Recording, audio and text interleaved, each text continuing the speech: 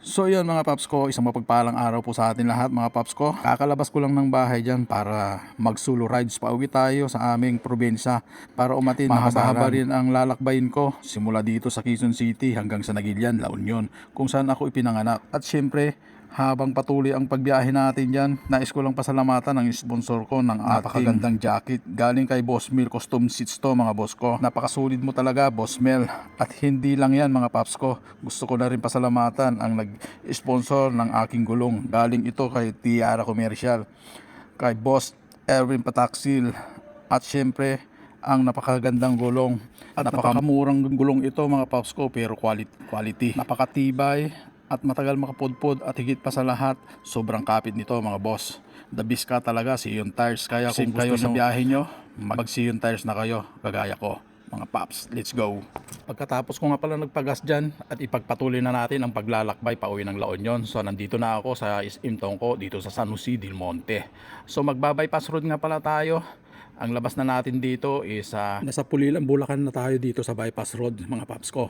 So ayun, ang labas natin dito, papunta na ito sa may Nueva Ecija mga paps. So habang nagpapatuloy ng paglalakbay, nakarating na tayo dito sa may bypass road, Nueva Ecija. So dito muna tayo kumain para subukan natin kung ano yung masasarap na pagkain nila dito. So ang kinain ko dyan mga paps ko is Paris.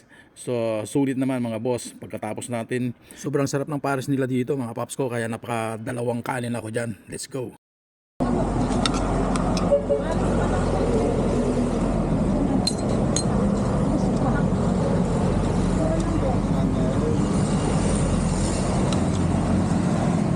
Pagkatapos ko kumain dyan mga paps, nagpahinga lang ako ng konti.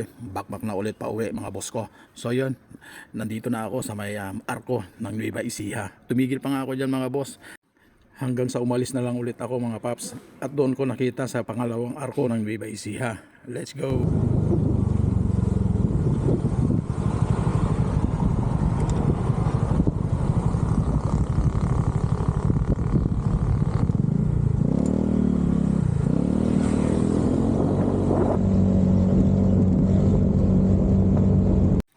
Kahit mag-isa lang ako nag-ride dyan mga boss, na-enjoy ko naman yung pagra-rides dahil napakaganda ng mga tanawin dito mga boss ko. Makikita nyo naman, diba? So nandito na ako sa Gapan, Nueva Ecija. Let's go! So yun mga paps, no? Diretso na yung ating biyahe. Nakikita nyo naman, diretso yung binakbakan ko na ng 80 hanggang 90 dyan mga paps.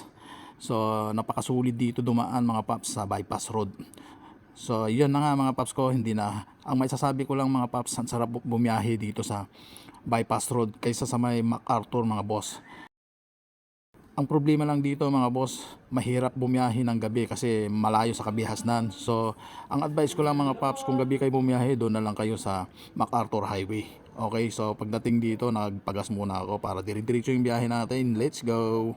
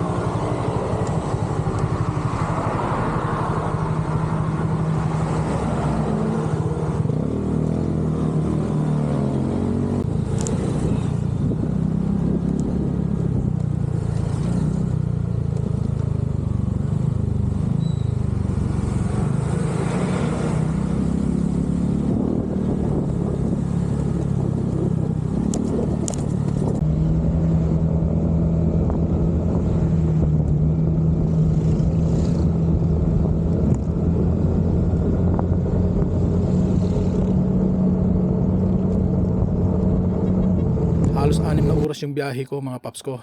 Kaya ayun, nandito na ako sa amin, dito sa Nagilian, La Union.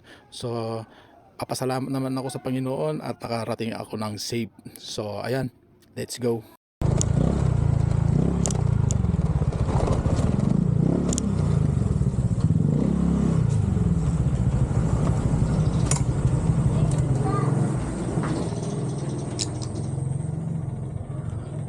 Ay,